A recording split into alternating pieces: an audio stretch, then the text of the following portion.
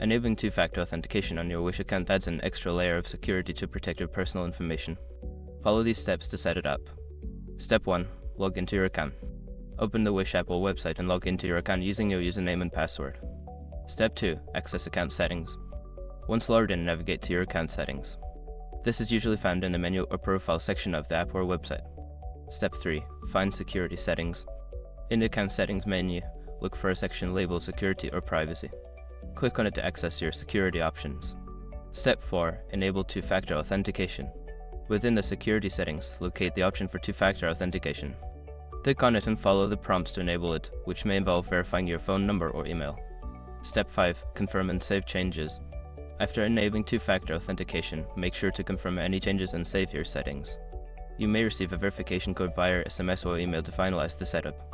Now your Wish account is more secure with two-factor authentication enabled.